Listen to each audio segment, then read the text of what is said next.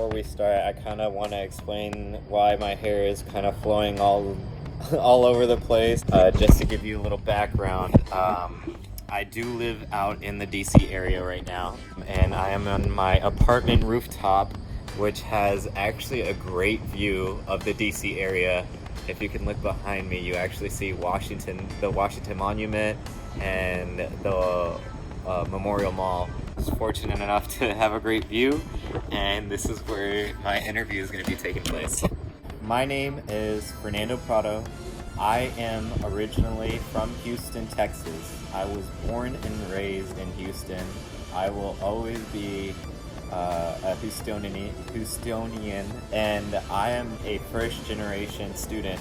The reason I chose the University of Houston College of Technology specifically was, one, because it was very close to home, and more so because I like the engineering program that they have there. So I was actually a computer engineering technology major, and one thing that I absolutely loved about the program was that at the end of every semester for any major specific course, we had to complete a final project.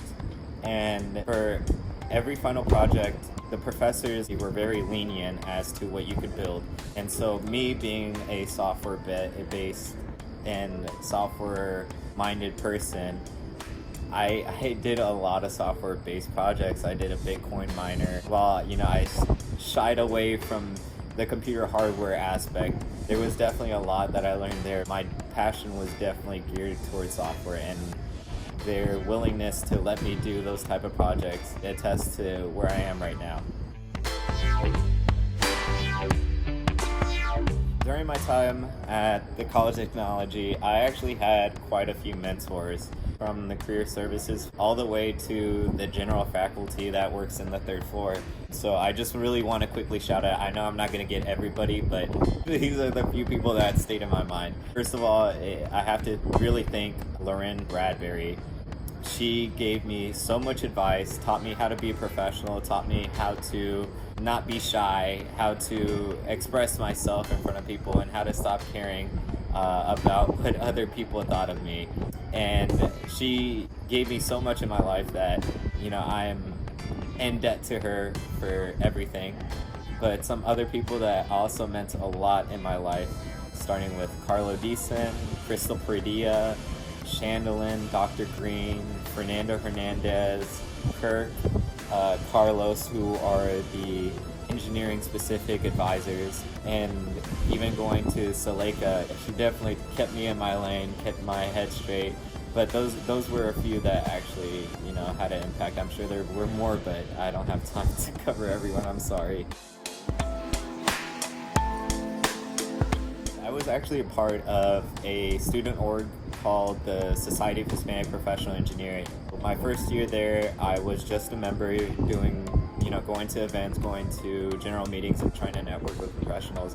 Eventually, I wanted to take up a leadership position. So my second year, I actually took up a position called College of Technology Liaison. And there I was in charge of collaborating with different student orgs in the College of Technology. I was in charge of recruiting members from the college. Anything that had to do with the COT, I was there. Planning, recruiting, promoting SHEP and all its events. And I absolutely loved it. That's why in my third year and my final year, I took up the role as Vice President External, where I had a little larger role in the org, where I was actually in charge of networking with professionals, getting them out to different events, getting them out to our resume critiques, our mock interviews, our elevator pitch events, and mainly any type of professional events. So I'm actually a customer engineer for Microsoft in their federal space.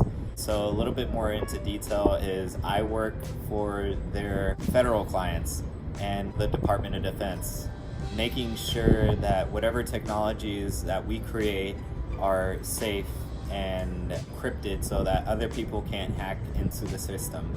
And so a lot of cool things that I've got to learn is that I get to build technologies that, are not only impactful at a technology level, but at a personal level, because a lot of what I build is actually going to be used out in day-to-day for our clients. And so, whenever I build a certain web app, I'm making sure that whatever I'm deploying is secure. I always keep in mind that there's always somebody that's using that technology that is entrusting me with their life. And it sounds kind of crazy because I just graduated, but that's really what it is. Building technologies for people that are going to be using it out in the field, and making sure that nobody can hack into their systems or into whatever technologies they're using for Microsoft. One thing about Microsoft that I really love is the freedom to let you do whatever you want. And what I mean by that is I can literally work anywhere in the United States. And not many jobs let you do that. So if one day I wanted to pick up my computer and go out to New York, I can do that. They let me have that freedom. And Microsoft is one of those great companies that really value the employees that they have, and it shows.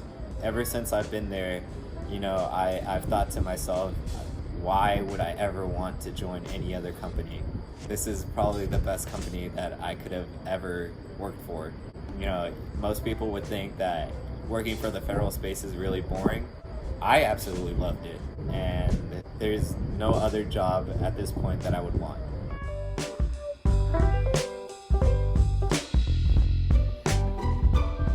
Honestly, I would not change a single thing.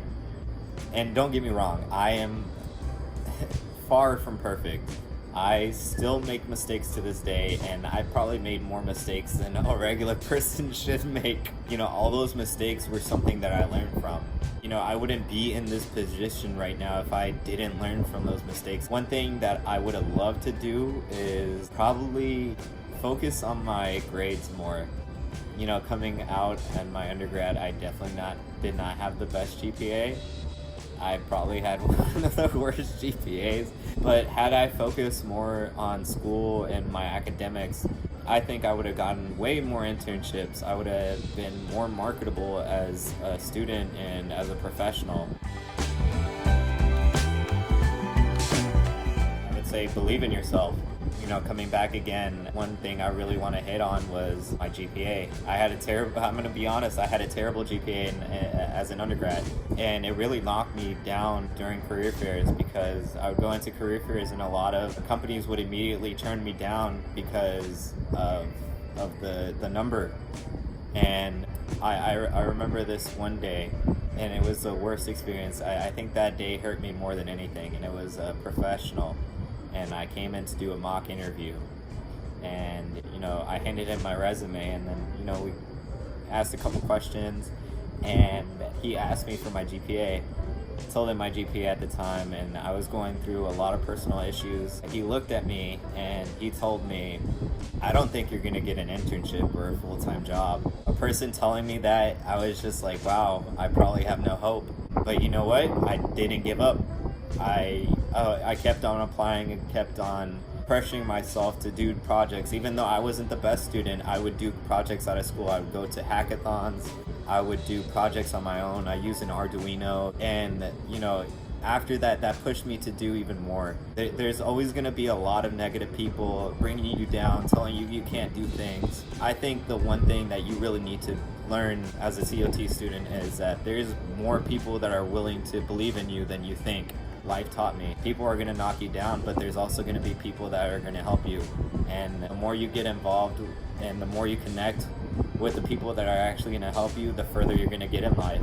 So I think being at the College of Technology was great. It helped me out in my life, and I'll never forget it.